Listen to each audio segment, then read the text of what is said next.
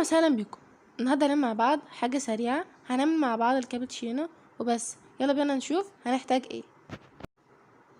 اول حاجه معانا طبعا المج او الكوبايه اللي هنعمل فيها، ومعايا كيس من نسكافيه، ده نسكافيه بلاك، وممكن طبعا نستخدمه برطمانات. ومعايا الشفاطه او الشلمو ومقص والمعلقه. هنحط بقى سكر حسب الرغبه. احنا مثلا نحط معلقتين او اكتر حسب ما انتوا عايزين. اها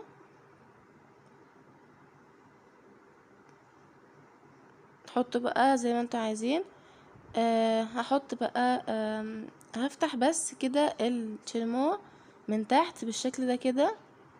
اي بقى جهة فيهم هفتحهم كده بحيث ان يكون في 3 قطع مقطوعة، يبقى زي المروحة كده، ونعملهم بالشكل ده، نتنيهم لبره كده عشان يبقوا زي المروحة زي ما قلتلكوا.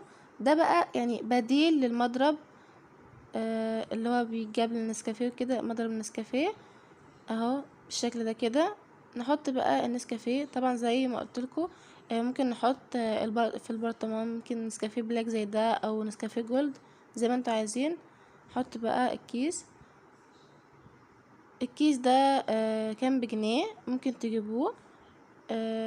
نجيب بقى مية عادي، ولا سخنة ولا ساقعة، دي مية من الحنفية. احط بس كده كام نقطة، نسويه بس كده، ونجيب الشلمو نحطه فيه ونعمل بالشكل ده كده، حركة دائرية كده بسرعة. هنلاقي ان اللون اتغير ويفتح اكتر.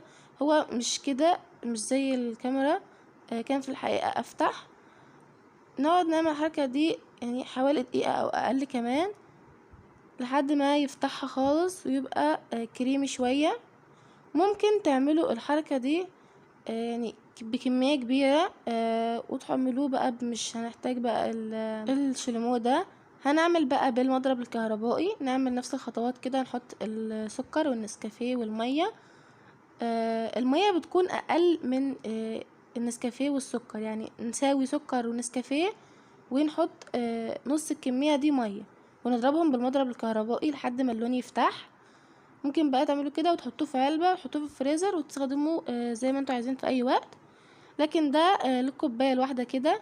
وممكن برضو تعملوا بنفس الفكرة دي في طبق ولا حاجة، وتحطوا اللبن في الكوباية وتحطوا عليه الكريمة دي او الخليط الكابتشينو ده.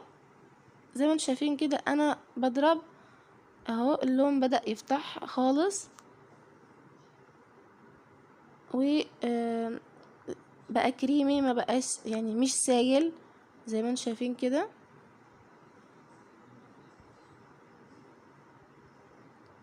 نفضي بقى اللي في الشلمو ده، ونكون طبعا مسخنين اللبن اهو، ده قوامه. نكون مسخنين اللبن، او طبعا ممكن تعملوه بارد اهو. بحط اللبن، بصوا الوش حلو قوي، طالع كده فوق وشكله تحفة اهو. هقلب بقى بس تبقى يعني خفيفة خالص، علشان يعني ما ننزلوش كده، منخلطوش مع اللبن.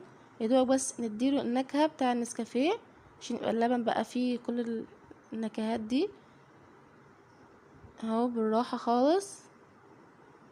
وبرضو يعني ما يبقاش فيه اللبن كده على الوش، نخلطهم بس بالراحة بالشكل ده كده. كان طعمه حلو قوي، جربوه قولوا رايكم. وبس، ده كان فيديو النهارده. ما تنسوش بقى تعملوا اللايك والشير وسبسكرايب وتفعلوا جرس التنبيه عشان يوصلكم كل جديد. ما تنسوش هاشتاج حملة توصيل فود بلوج ل100 مشترك. يلا عايزين نوصل بسرعة ل100 مشترك عشان اصور لكم فيديوهات اكتر واكتر. ولو عايزين اي حاجة قولوا لي في التعليقات. ما تنسوش تتابعوني على الانستجرام، هحط لكم اللينك بتاعي تحت في صندوق الوصف. وبس، مع السلامة.